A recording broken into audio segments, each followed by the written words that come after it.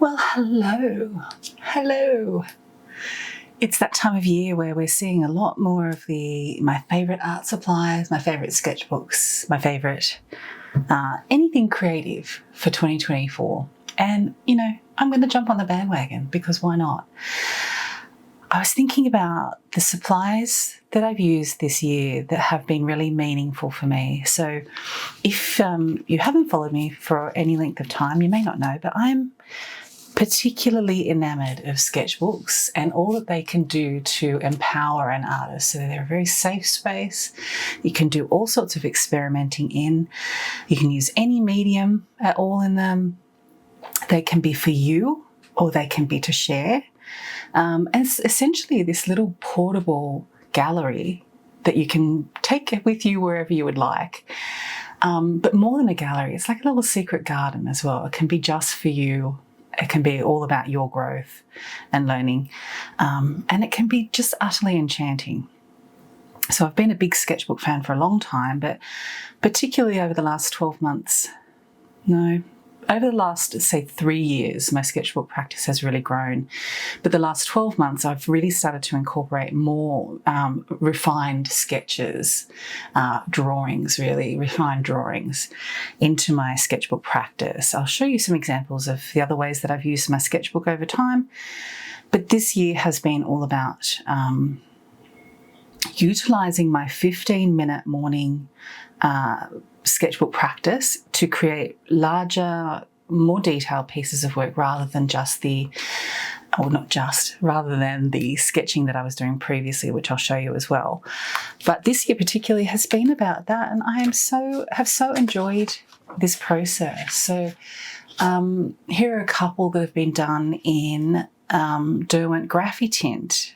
So there's like a dark indigo blue, I think it is, and I forget what the name of this green is. But we're going to be talking more about graphite tint, particularly over the next or the coming months, because I'm loving it and I want to get to know it better. Here I've started to look really deeply at owl feathers. I'm actually quite well known for my owl drawings, so I'm getting further into that again as well, or still. Here are some practice sketches based on master studies. So this is one of my many graphite sketchbooks. These were some classes that I did called See the Wild. These are classes within the Wild Sketchbook, which is another course that I run. These are also from the Wild Sketchbook, so more simple sketching. But this year has been about these sorts of ones. So this gorgeous fox kit, a barn owl. I'm a huge owl lover, so everything barn owl is good. Here we've got a bison and a sulphur-crested cocky, one of the many myriad that come and visit my backyard. This one I haven't quite finished yet. It's a stag in front of a stone wall. This one is actually from a class in the Wild Sketchbook. This is a gang cockatoo in amongst lily-pilly or some other tree with bright red berries. And so that's what I'm really enjoying working on at the moment. There's also this one, pop that down, which I did in the inverted commas wrong sketchbook, but I love still. This orangutan and her twins. I love it so much. I really enjoyed it. Now, all of these sketches have been done with Faber Castell Pitt Graphite Matte. This is how you can purchase those. You can purchase them in a larger kit or a smaller one or individually. This is not sponsored in any way by Faber Castell, but oh my stars. I mean, if you want to sponsor me, Faber Castell, I'm all here for it. But I have become a big user of those particular pencils. So this is my Pitt Graphite Matte jar. You can see that there's a lot of pencil extenders. I go through them quite quickly, or quite a lot, because I'm using them a lot. What's the difference between them and normal graphite? I love normal graphite too, and I'm going to show you this sketch page here. So this is regular graphite. This is the Pitt Graphite matte, and I think you can sort of see that there is nowhere near the shine on the Pitt matte graphite as there is on a regular graphite, okay? And that's particularly wonderful. So look at this, look at that. Actually, you can really see that there's hardly any shine on this compared to what there is on the normal graphite. I don't mind the shine on graphite. I love the subtle grey of it, but this is fantastic for, especially for teaching, but also for getting those really, really dark darks. And it sort of looks a little bit more like coloured pencil, but it's different to coloured pencil altogether.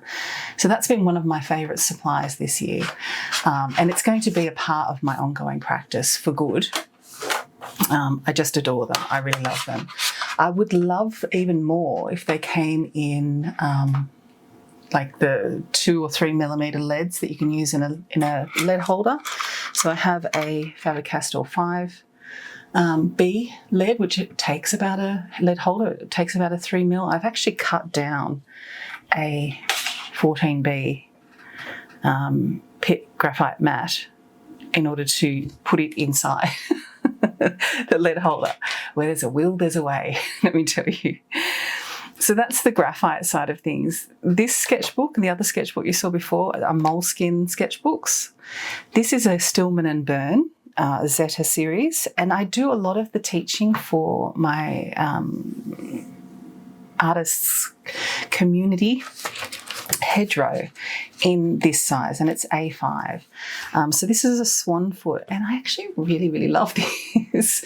It's just one of those drawings that I had so much curiosity and wonder about how swan feet are, how they work, how the webbing sort of folds over the ground, how this toe on the outer edge is curled. Like, I hadn't noticed those things. And that's what so much of my teaching is about, is really making connection, being very curious and being compassionate towards not only your subject but yourself in learning how to render them, how to really see them, how to use your tools to create beauty. And so I love digging deep into small, unexpected areas that, you know, deserve a little bit of attention, right? Like a swan foot. And so that's what this one is. And then we've got a wax wing, which I've done in part graphite and part coloured pencil. And we only did this one recently. It's a little turtle dove, being for Christmas, of course. And I really loved how they turned out. Sometimes the simpler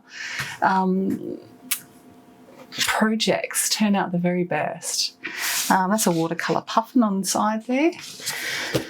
So this is my other favourite sort of sketchbook, and we do, you know, studying fur, looking at how to build composition, playing with a couple of pencils to see how many different colour variances we can get. A lot of graphite play, thinking about different parts of art fundamentals like contrast and value, form and shape. So I have a lot of joy inside these sketchbooks. This was a class on understanding spheres, but we used a blueberry. And then there's a wolf walking through forest. That's another lesson. This one again is the Pitt Graphite matte pencils. Delicious. Beak. A little robin. A wolf mouth. Fluffy ear. There's a leopard ear, I think. So yeah, lots of play, understanding that how you can sketch with your non-dominant hand, how sketching upside down, you can still get shapes. And not only that, you actually turn off the part of your brain that might get a bit loud and shouty and telling you how things should or shouldn't look. So this is a Stillman and Burn Etchr series. Again, one of my favourite sketchbooks. Back to this Moleskine. This sketchbook here is not supposed to have her in it. And when I say supposed to, I firmly believe there is no shoulds in art making. However, we do tend to create some rules for ourselves. And one of my rules was that this sketchbook was for a single coloured pencil study of one particular being per double spread. And that's what this book has been about. But there's a sneaky little orangutan that's now gone into there. which is absolutely fine. It's absolutely fine. The world still turns. So this has been another really restorative, really profoundly connecting and compassionate sketchbook experience. So this one's all eyes in a brown pencil. This one's all different expressions of a barn owl in a green pencil. And this is something I teach in the Wild Sketchbook, and we also talk about it in Hedgerow. This has been a practice that I've had going for 2 years now, and I have learned so much about using my pencils, so much about hand-eye coordination, so much about seeing deeply through this simple practice, where every morning for 15 minutes I approach one of these sketches until it feels finished, and then I move on to another one. So I curate a whole bunch of reference first, choose one to start with. I generally start in the middle of a page, and then for 15 minutes at a time, at a day. So a page could last for a month or more. I just work through references and build up my page. And as I said, it's been a really beautiful experience. I love sketching in coloured pencil. You learn a lot more about value than I think that you do using just black and white. And it's just such a comforting thing to do. So that's this sketchbook. It goes on and on. Oops. It's a Channel Build Cuckoo for those of you who don't live in Australia and Papua. Peregrine. And that practice, excuse me, running pages everywhere. That practice led to me creating a class called Drawn to Wild, which we will be finishing the final lesson of on the 29th, I think it is, of December. And what this practice was a single sketch every week for about an hour in a different coloured pencil. I had a little colour wheel of fortune that would choose the colour for you if you'd like. And I provided a reference and then recorded this. And it's now available as a self-paced course where there's 52 sketches over 52 weeks. And we have had the most delightful time getting to know these beings over the last year. Some of them didn't turn out the way that I would have liked to have them to have. You probably won't see that, and that was a big lesson for a lot of the participants. You often see your own work very differently than how other people see your work. It's neither good nor bad, it just is. Both can be true. But I've had so much fun doing this, and for the very last lesson I threw a little bit of a difference in, because it's leading into the next year's version of Drawn to Wild, which is going to be called 100 Wild Pages, but it's really just called Wild Pages. I just like the number 100. And over a couple of years, we're going to work towards having more detailed sketches in a book, calling it Wild Pages, getting to really connect to wild beings. We're after connection, not perfection. And we're going to do a lot of understanding eye and presence through the face, being that we are communal animals. We tend to connect through eyes, but we're also going to play with our tools a little bit. So I'm also a coloured pencil artist, oil painting, acrylic as well, but well known for coloured pencil. And in this particular sketch, which I'm just in love with, I used a blue pencil for the sketch part and then just added a little coloured pencil as a pop of colour to get you to connect to this gorgeous cassowary that's on there. It's also something that I've done on occasion inside my little book of eyes, my tiny book of eyes. So in a similar way, there is a single coloured pencil, a different being's eye on each page, done through our co-working sessions for the Wild Sketchbook, and something that I'll probably be continuing on to again this year. I've nearly finished this book. In the last couple of pages, I've done a couple of full colour ones. So we've got a snow leopard, lion, in full colour. And, you know, I just adore that process as well. It doesn't have to be complicated. You don't need thousands of pencils. We just need a couple. And a willingness to see how you can layer and move things around a little bit. So that's my tiny book of eyes, which there'll be another version of coming soon, I think.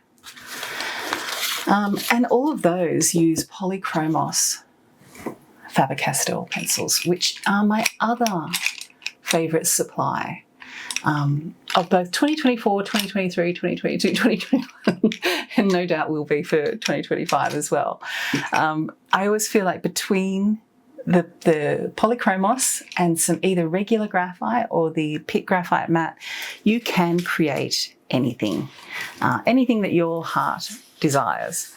So giving you a sneak peek, this is the first drawing. This is just in regular graphite, so there's a little bit of shine. Can see this is two bat-eared foxes. Aren't they delightful? And this is going into a new sketchbook for 100 Wild Pages. This is volume 1. It's an Etchr sketchbook, and you can actually draw or paint on the cover too, which is delightful, and we'll do that at some point. The paper in this one is 100% cotton, whereas the Stillman and Burn, it's not. And because I do a bit of watercolour as well, I was finding that lots of washes, getting the page very wet in the Stillman and Burn, it would peel up, so it would come apart a little bit if you worked over it, whereas this one won't. So I'm very much looking forward to building out a whole bunch of both portraits where we have that deep connection to their faces, and also full pictures, full drawings of multiple beings across a double page spread as well. All right, so that, my friends, is my favourite sketchbooks, my favourite supplies for this year, probably ongoing forever and ever. Some regular coloured, regular graphite, Pitt graphite matte, and I honestly think with all of these you can create absolutely anything that sets your heart on fire, be it wildlife or otherwise. And I really encourage you to pick up a sketchbook and a pencil and give yourself so much loving kindness and self-compassion, and create a small daily practice that gives your creativity room to breathe, unfurl, expand, and become abundant. Okay, my friends, keep sketching and keep inviting the wild and wondrous into your life through your creativity. See you next time.